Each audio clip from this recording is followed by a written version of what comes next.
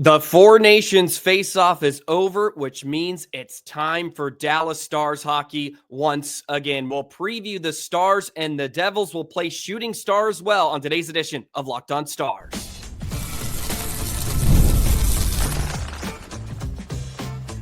You're Locked On Stars, your daily podcast on the Dallas Stars, part of the Locked On Podcast Network, your team every day. Howdy, Stars fans. I'm Joey Erickson, former producer of 105 Through the Fan. Please be sure to subscribe. We are free and available wherever you get your podcasts and on YouTube. And as always, thank you so much for making us a part of your day and making us your first listen. Welcome to a Friday edition of Locked On Stars, kicking you off into the weekend. The Four Nations Face-Off final just wrapped up yesterday. Team Canada ekes out a win over Team USA. I'll react to that. But then we get to preview some Dallas Stars hockey once again, taking on the New Jersey Devils coming out of this break and coming into a big road trip. We'll play Shooting Star as well. It's been a while since we've done that. So welcome to today's episode. We got lots to get into, so let's jump right into it. I do want to apologize for not being able to work in a guest. I know I sort of promised one. There was some personal matters that arose, so we're hoping in a couple of weeks I can get my friend back on when the Devils are in town in Dallas. So hopefully we'll be able to catch up. So you got to just deal with me here on a Friday. So let's get into this Four Nations Face-Off finale. What a tournament, number one, and the game lived up to the hype last night, and just the entire tournament was a huge success for the NHL, and credit to the players, number one, for buying in. You can just see the emotion and the pride that each guy had pulling on their sweater for each one of these contests. And it just made for wonderful theater and drama. And I was so happy the game went to overtime last night. Unfortunately, Team USA does not come out on top, as for some reason the best player on the planet was left all alone in the middle of the slot. I don't think Austin Matthews was using his head on that D-zone coverage, and he was able to beat Hellebuck, who was brilliant in the game. I mean, Jordan Binnington turned back the clock. We haven't seen Binnington like that for 5 years, but I guess you get him in TD Garden in a win-or-go-home game, and he finds a way to become an absolute brick wall. He was great in overtime, came up with some huge stops, even towards the end of regulation. Unfortunately, USA had some injuries. Matthew Tkachuk wasn't playing, and Chris Kreider as well. I was surprised Kyle Connor didn't get into the lineup. They healthy scratched him for Kreider, maybe just to get some physicality or just a more edge into the bottom six. That seemed like a questionable decision, but there was some great hockey all the way around, and it was just so fun to take it all in. And credit to Team Canada, they buckled up and they had their chance in overtime and they scored, and the U.S. didn't. And Binnington came up with some big saves, but overall, I thought there were some really strong performances from Dallas Stars as well. We can recap some of those. Mikael Granlund, big time games for him. Gets the overtime goal against Sweden, the country's biggest rival. Scores twice against Canada to make it a little more interesting late in that one. And I think will be a very impactful player for Dallas down the stretch. You look at what Granlund did in San Jose with a team, of course, that is going the opposite direction of Dallas. And he's got 4 points here since he's arrived in Dallas, but 49 points total this season in 52 games, and he has 15 goals. He's going to score some big-time goals for the Dallas, for the Stars in the postseason. I think he's going to have some moments because he has fit in so perfectly And even if he's not going to play with Duchesne, if Seguin comes back, the great thing is you have a replacement for Seguin, and that is Mikael Granlund. If Seguin is not playing up to the standards coming off another surgery, right? And think about it, if Seguin does come back and you put him with Markstrom and Duchesne, you have that trio, which has been one of the best lines in hockey. Now you can move Granlund to your bottom six. We're talking Maverick, Bourque, Ben, and Granlund. Maybe you want to throw Bourque with Granlund and Stankoven, right? But I think the more likely candidate would be Bourque, Granlund, and Ben. And then you can have Dodonov on your fourth line. Like, it just moves each guy down in the depth chart. And then you're looking at the Stars forward group like, wow, they are really deep. Talking about Roope, Robertson, and Johnston. And then, Duchesne, Marchment, Seguin. Then you can move Granlund down with Bourque and Ben. And also, you could think about moving Johnston back to becoming a center, and you could have Granlund up on your top line. He can play in the top six. He doesn't necessarily have to be thrown down on the bottom six when Seguin comes back. Because if you want to move Johnston back to center, then you can have Johnston, Ben, and Stankoven once again. Or Johnston, Ben, and Bourque if you want to keep Wyatt on the wing.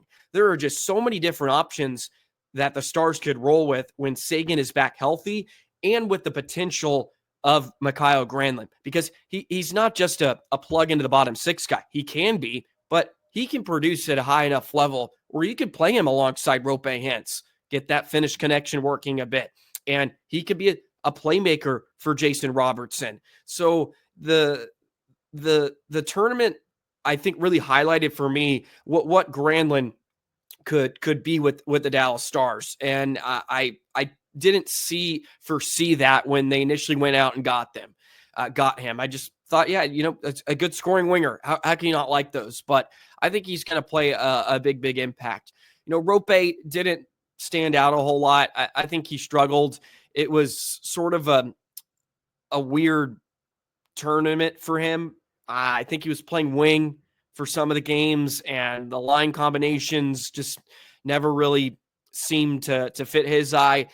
Lindell did Lindell things on the back end. Shoot up a lot of minutes for Team Finland, was on the PK, and is just as stout as a defender as anybody in the NHL at this point in time. I love that Thomas Harley got to shine on national stage. I thought he had a nice coming out party, stepping in and playing in that first game against Team USA. And then we didn't think he was going to end up playing in the final because Makar was back. We thought Morrissey was going to be good to go, but Morrissey fell ill. So Harley got to check in, and he's becoming an elite defenseman in this league. And I think this tournament proved it. He played a lot with the pucks on his stick. He moves it so well. His first pass is great. We all know what he can do defending wise, and just his ability to not allow the moment to be too big. He looked like he should have been picked for this team from the outset. That's how comfortable Thomas Harley looked. And I think Harley's sort of in this conversation now that Miro was a few years ago, where we thought Miro's so underrated. He doesn't get enough appreciation. And now Miro's sort of overshadowing, I think, what Harley has been doing in Dallas. And he got to shine on national television in front of the hockey world and did it justice, did an excellent job. So I thought that was great for Harley to get some recognition. And then, Jake Oettinger, just to recap his little Four Nations tournament, played in a game. Unfortunately, the U.S. lost to Sweden, but I thought he played fantastic. And there was a quote coming out of the game that he mentioned how nervous he was before the game, like he really wanted to win that for Team USA. He loves playing for his country, and I think that experience was good. I think it was great that he did get into a game, although I'd have loved if he got to rest for all four games. But I think it was good that he got in there and he got some of those jitters, because that's what the playoffs are going to be like. And I think you I think you can make the argument that some of these games are going to have players a lot more nervous than even the Stanley Cup playoffs. We kept hearing that out of locker rooms about how big these games are. This is the biggest game of my entire career. Even Matthew Tkachuk, who had played in just a game 7 of the Stanley Cup final, last spring, right? Like, these are some big games. So I think this will pay dividends down the line for each and every player that was in this tournament and for the Dallas Stars that represented their countries. I think they're going to benefit from playing in some of these meaningful games for their countries, and they sort of will have a leg up on some others going into the postseason this spring. It's sort of my theory or prediction the rest of the way. But now let's talk some Dallas Stars hockey. They got the Devils upcoming tomorrow night. This is the beginning of a very busy stretch for Dallas heading into the beginning of March. They're going to play a ton of games, and the Stars are going to have to find a way to pick up some wins, pick up some points, and stay in the hunt for the Central Division. Let's preview Stars versus the Devils next. Today's episode of Locked On Stars is brought to you by FanDuel. When the game tips off, the NBA action is just getting started, and there's no better place to get in on the action than with FanDuel, America's #1 sportsbook. With FanDuel, you can place live bets throughout the game, so even if you miss the opening tip-off or want to bet on fourth quarter comebacks, you can stay in the action. And if you're looking for a bigger payout, you can even combine your live bets into a same-game parlay. I love using FanDuel. They have the live betting feature because it keeps every moment of the game exciting. And you don't have to just back your team. You can back any team, any player in the NBA, and have a ton of fun, and you get paid instantly. The app is easy to use. You can download it on your smartphone. It takes 30 seconds, and when you win, you get paid right away. New customers also will get $150 in bonus bets if your first $5 bet wins. Just visit FanDuel.com to join today. That's FanDuel.com for your shot at $150 in bonus bets. Make every moment more with FanDuel, the official sports betting partner of the NBA. I am so fired up that Dallas Stars hockey is back. It has been too long. The break was nice. We got some good hockey to go with it, but I'm ready to see the Dallas Stars in action. And they open up with a 3-game road trip coming out of the break. It's more like a 6-game if you include the West Coast trip before the break. But they got a couple of great teams upcoming on their schedule. They begin here tomorrow night against New Jersey, the Devils. 31-20-6 this season. That's good enough for 68 points. And they're third in the Metro Division. They're now being coached by Sheldon Keefe, who was with Toronto last season, left at the end of the year, and now he's in New Jersey. So the Devils have had a bit of a roller coaster of a season. At the beginning of the year, about the first half of the season, they weren't very good at home. They're starting to rectify that a bit. They're 15-9-4 at home, 16-11-2 on the road. They have played 57 games this season. Their goal differential is plus 33. So they trail Carolina and Washington in the Metro Division. They've had a real bounce back year. We thought last year they were going to take a step forward, and they sort of took a step back. Where they have been really dynamic is with their special teams.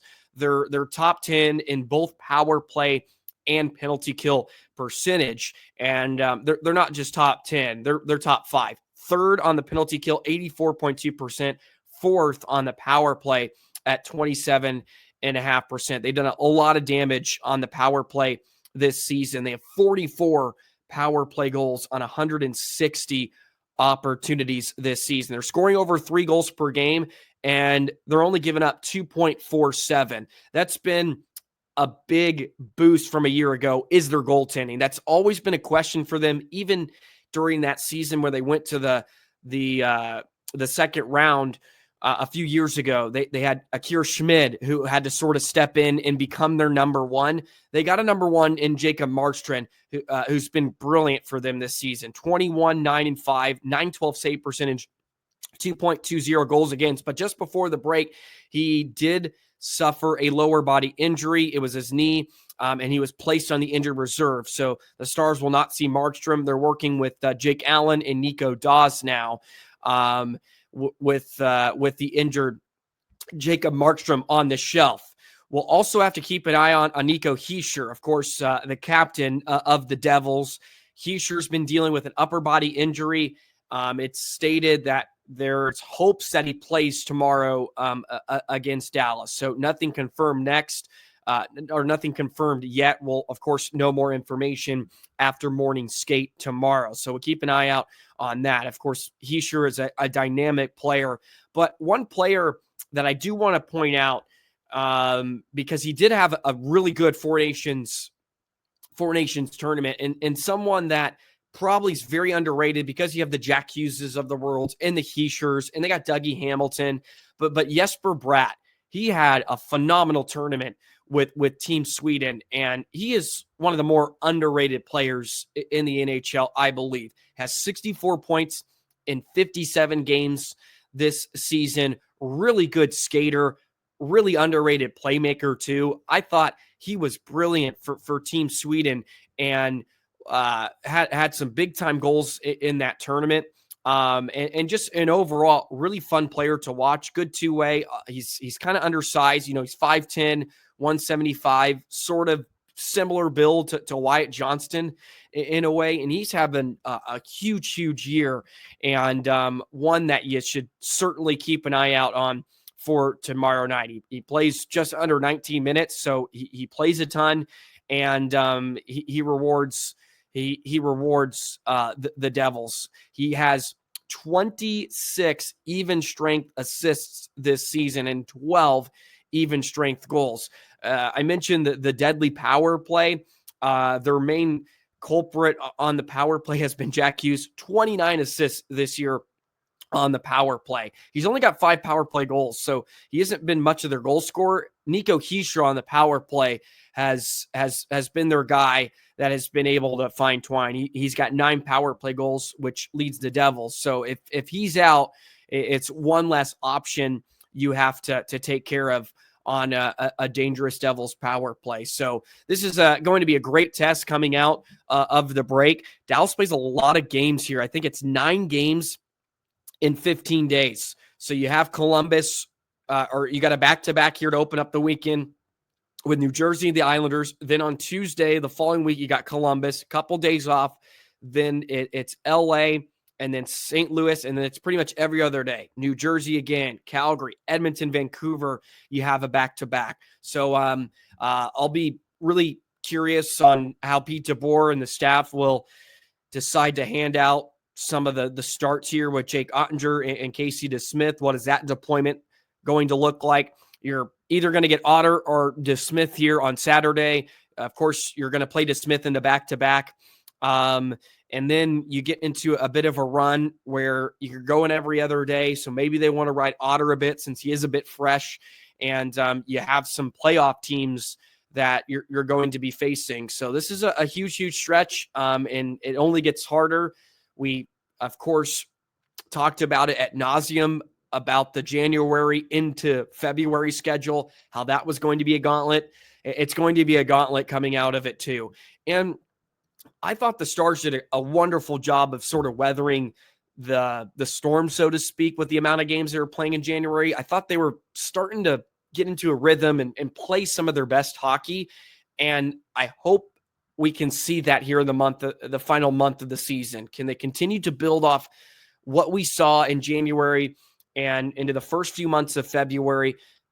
Can they continue to get better and start to peak at the right time? Because if Dallas can start playing their best hockey at the end of April, Stars are going to be in real good shape. And you have the deadline here in a few weeks, which I believe the Stars are going to make a move, maybe a couple, and then they're off to the races. So the grind starts tomorrow night against the Devils on the road. Should be a fun one. 6 o'clock puck drop there at the Prudential Center. And of course, you can watch that game on Victory Plus. Now for a segment that we have not done in a while. Shooting star. Let me know your shooting star pick for tomorrow. Pick one Dallas Star to be the MVP of Saturday night's contest and let me know in the comment section. And of course, be sure to vote on the YouTube community tab. I'll choose mine in just a moment.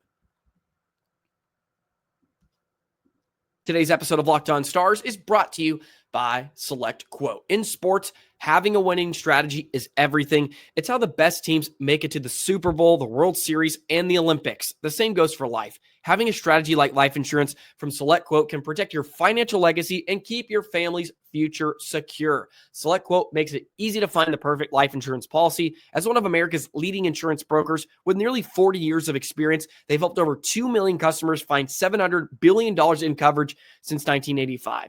What sets SelectQuote apart is their personal touch. Unlike other brokers that offer one-size-fits-all policies, their licensed agents tailor coverage to your unique needs. If you're in good mental health, you might even qualify for same-day coverage of up to $5 million. No medical exam required, and it's more affordable than you think. You can get up to $1 million in coverage for as little as $20 a month. Get the right life insurance for you for less at SelectQuote.com/LockedOnNHL. Go to SelectQuote.com/LockedOnNHL today to get started. That's SelectQuote.com/LockedOnNHL. SelectQuote, they shop and you save. We're back for America's favorite segment. It has been too long since we have done one of these, a shooting star for February 22nd. Let me know in the comments below, as well as be sure to vote on the YouTube community tab. Who am I going to choose coming out of the Four Nations break? I'm going to go with probably a very popular pick, Wyatt Johnston. Give me Wyatt.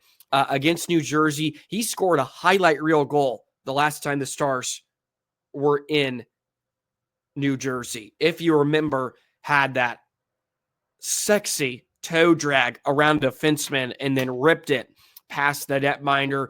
So I'm going to go with Wyatt Johnston against this young Devils team to be the shooting star for the Stars tomorrow. That's my pick. Johnston's having a good season. 47 points in 55 games. We all know he got off to that really, really slow start. He plays a ton.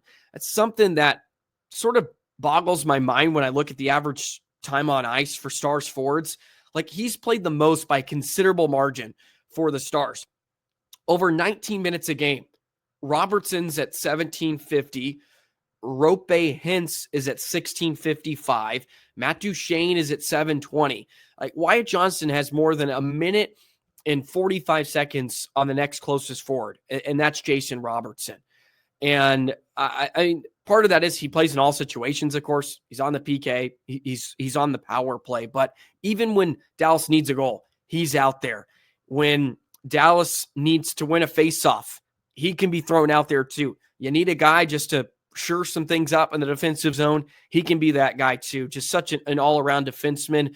I would love to see him on Team Canada in the Olympics next season. I think he's going to continue to turn heads and could possibly end up on that roster along with Harley heading into Italy in 2026. So I'm going to go with Wyatt. He's getting some time now to play up with Wyatt Johnston, or well, obviously with Johnston, but with Roope Hintz and Jason Robertson. That top line has started to find their groove, man. I mean, Robertson, since the turn of the new year, has been one of the top scorers in the NHL. We've said it before. The Stars can go as far as Roope Hintz will take them, and I think Jason Robertson is starting to fall into that category. They will go as far as 21 and 24. Can they drive this Stars team forward? And can they drive them in the postseason? Robertson hasn't had a lot of those moments. We've seen Roope do it. He's just not always healthy, unfortunately. Robertson hasn't given us enough. He's gotten better, but hasn't given us enough. Can he be that deciding factor for the Stars? Can he have that moment? We talked about that with Ryan. He said, can you recall a moment that Robertson's had? No, in a postseason.